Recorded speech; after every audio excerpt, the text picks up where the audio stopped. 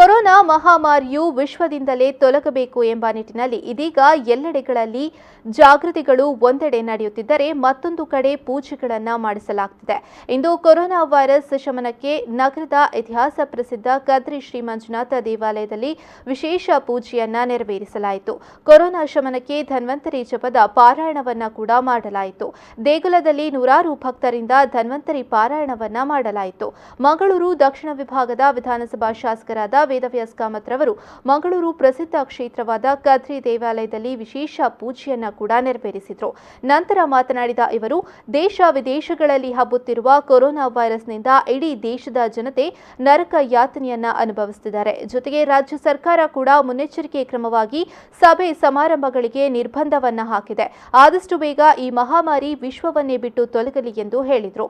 ಜನರು ಆದಷ್ಟು ಎಚ್ಚರಿಕೆಯನ್ನ ಕಾಯ್ದುಕೊಳ್ಳಿ. ಹೊರ ದೇಶದಿಂದ ಬಂದವರು ಆದಷ್ಟು ಆರೋಗ್ಯದ ತಪಾಸಣೆಯನ್ನ ಮಾಡಿಕೊಳ್ಳಿ ಎಂದು ಮಾಹಿತಿಯನ್ನ ನೀಡಿದರು. ಮುಕ್ತವಾಗಬೇಕು ಅಂತ ಹೇಳುವಂತ ಪ್ರಾರ್ಥನೆ ಮಂಗಳೂರಿನಲ್ಲಿ ಇವತ್ತು ಕದ್ರಿ ಮಂಜುನಾಥ ದೇವಸ್ಥಾನದಲ್ಲಿ ಆಡಳಿತ ಮಂಡಳಿ, ಅಧಿಕಾರಿಗಳು, ಜನಪ್ರತಿನಿಧಿಗಳು ನಾವೆಲ್ಲ ಮಾಡಿದ್ದೇವೆ. ಹಾಗಾಗಿ ಇದು ಇಡೀ ಮಂಗಳೂರು ನಗರದಲ್ಲಿ ಇನ್ನಿತರ ದೇವಸ್ಥಾನಗಳಲ್ಲಿ ಇದೇ ರೀತಿಯ ಪ್ರಾರ್ಥನೆಯನ್ನು ಇನ್ನು ಮುಂದೆ ಮಾಡಬೇಕು. ಜನಪ್ರತಿನಿಧಿಗಳು, ಆಡಳಿತಾಧಿಕಾರಿಗಳು ದೈವಸ್ಥಾನದಲ್ಲಿ ಮಾಡಬೇಕು. ಅದರ ಮುಖಾಂತರ ಚರ್ಚು, ಮಸೀದಿಗಳಲ್ಲಿ ಕೂಡ ದೈವಸ್ಥಾನಗಳಲ್ಲಿ ಇದನ್ನು ಮಾಡಬೇಕು. ಈ ಪ್ರಾರ್ಥನೆ ದೇವರಿಗೆ ಮುಟ್ಟಿ ಕೊರೋನಾ ಮಾರಿ ಇಲ್ಲಿಂದ ದೂರ ಹೋಗಬೇಕು ಅಂತ ಹೇಳೋ ಮಾತನ್ನು ಹೇಳ್ತಾ